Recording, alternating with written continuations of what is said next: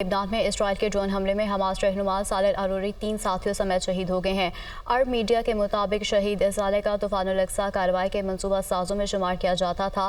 صالح العروری اسرائیل کی ہٹ لسٹ میں پہلے نمبر پر تھے۔ آپ کو بتاتے چلیں کہ لبنان میں اسرائیل کے ڈرون حملے میں حماس رہنما 3 ساتھیوں سمیت شہید ہو گئے ہیں۔ عرب میڈیا کے مطابق شہید صالح کا طوفان الاقصی کارروائی کے منصوبہ سازوں میں شمار کیا جاتا ہے۔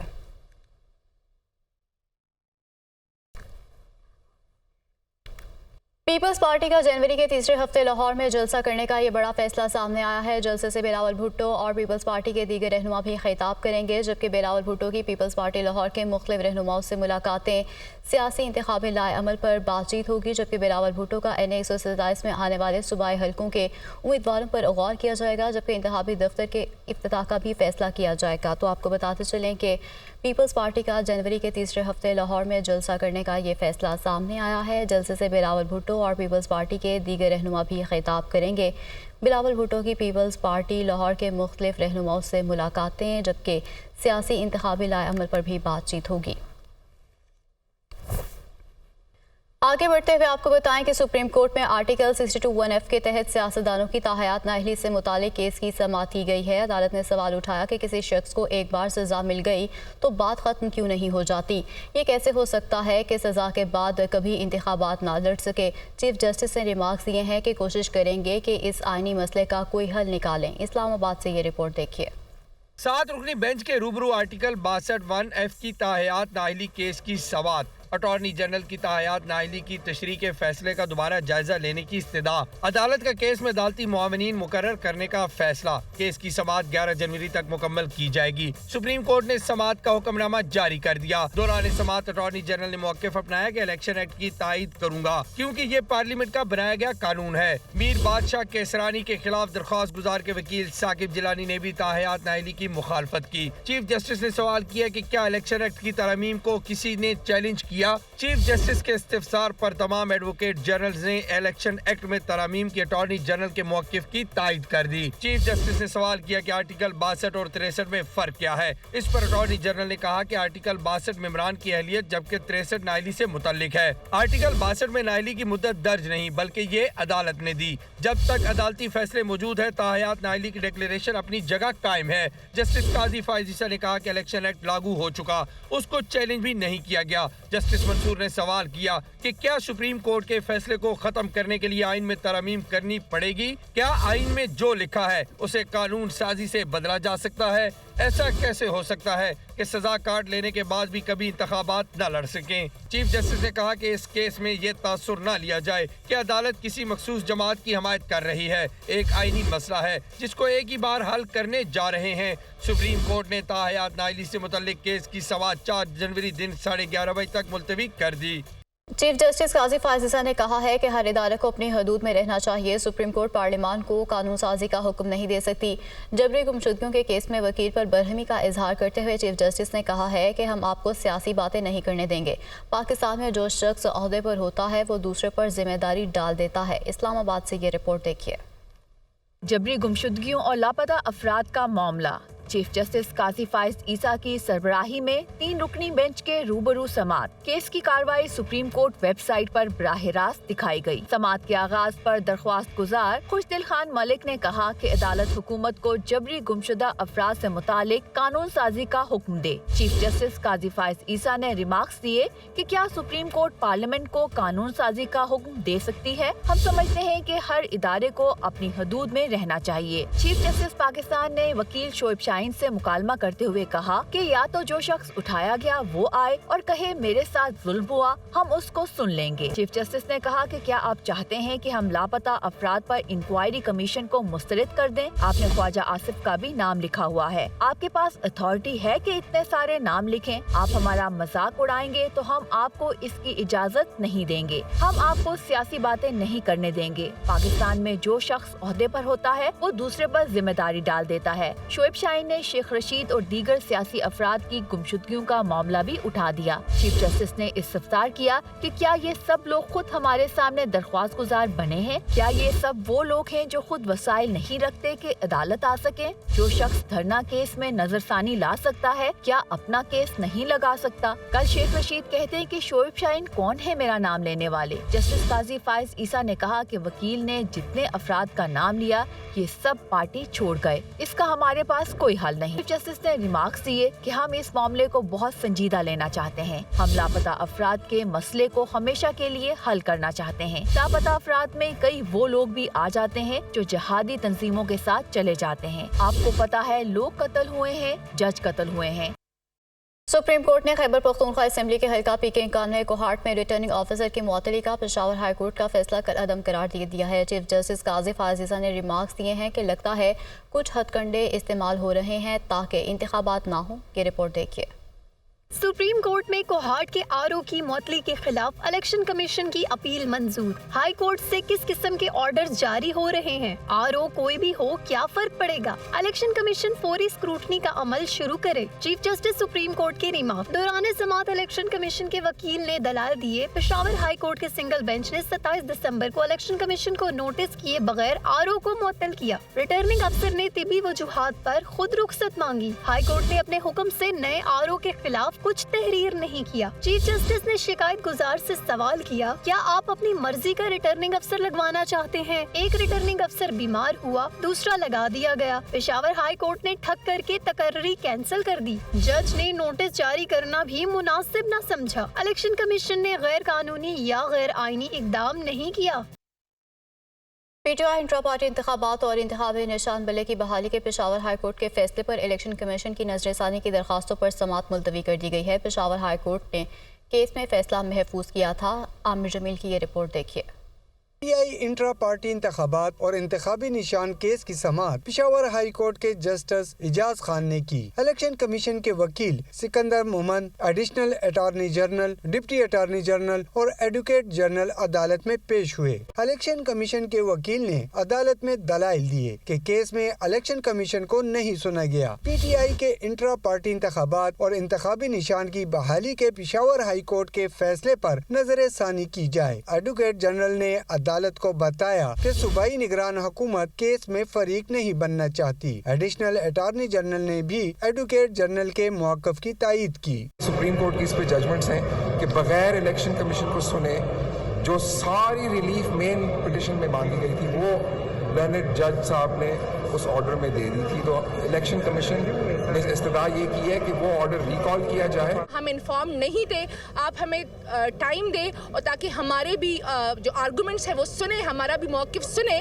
और उसके बाद फैसला दे। तो शुक्र अल्हम्दुलिल्लाह कल तक के लिए जो फैसला महफूज था वो सेट असाइड हो गया और समाअत कल के लिए मुलतवी हो गई है। हाई कोर्ट ने दलाइल के बाद केस का फैसला महफूज कर लिया। बाद अज़ां पीटीआई की जानिब से इस्तदा की गई कि पीटीआई के वकला को भी सुना जाए, जिसके बाद अदालत ने केस की समाअत कल तक मुलतवी कर दी। कैमरामैन शाहिद रसूल के साथ आमिर जमील, दुनिया न्यूज़, पेशावर। पाक फ़िज़ाइया के एक ऑपरेशनल एयरबेस पर इंडक्शन एंड ऑपरेशनलाइजेशन तकरीब का इनेकाद किया गया। तकरीब के मेहमान ख़ुसूसी army chief general Asim Munir का कहना था कि पाकिस्तान की मुसल्लह अफ़वाज किसी भी जारहियत को नाकाम बनाने के लिए हम वक्त तैयार हैं। ये रिपोर्ट देखिए। Army chief general Asim Munir ने इंडक्शन एंड ऑपरेशनलाइजेशन तकरीब में बतौर मेहमान ख़ुसूसी शिरकत की।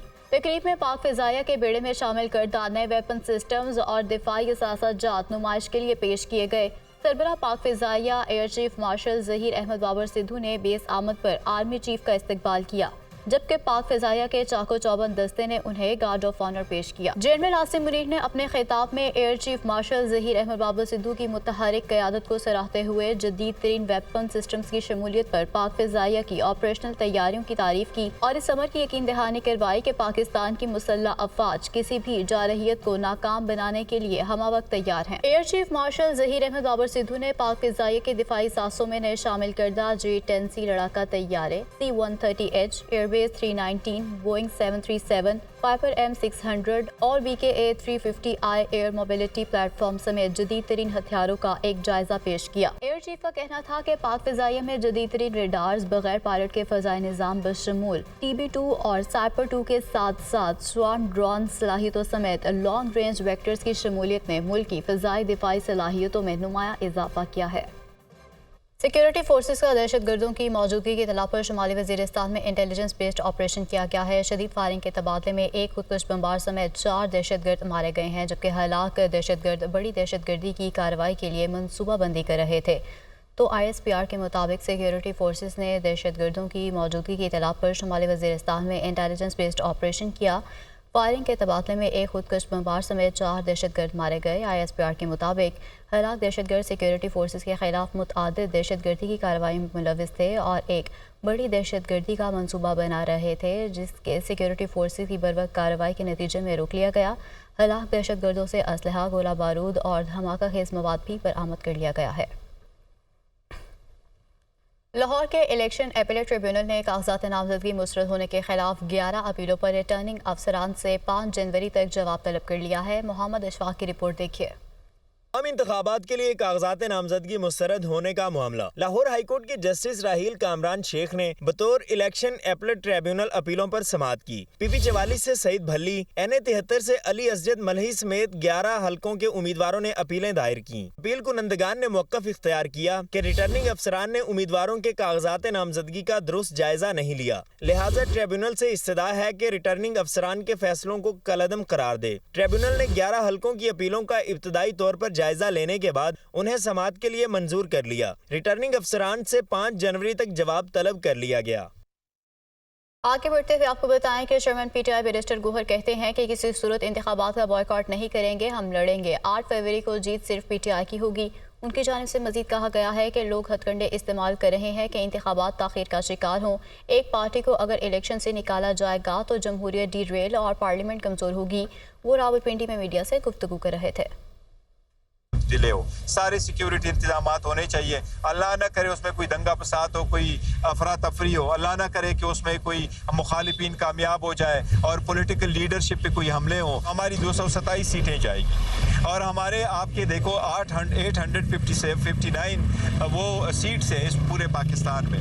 इसमें हम तो समझते 70% हमारे पास पॉपुलरिटी है, लेकिन हमारे पास जो भी पॉपुलरिटी आएगी, अगर आप ये सारे सीटें कर ले कि ये इंडिपेंडेंट हो जाएगी, तो अभी तक आपने इजाज़त बुनियाद रख ली है उसकी करप्शन की, अभी तो आपने बुनियाद रखी है फिर हार्स ट्रेडिंग की। तो वो हुकूमत जो हार्स ट्रेडिंग के ज़ुमरे में बन के आती है वो आपको कैसे डिलीवर कर जाती है।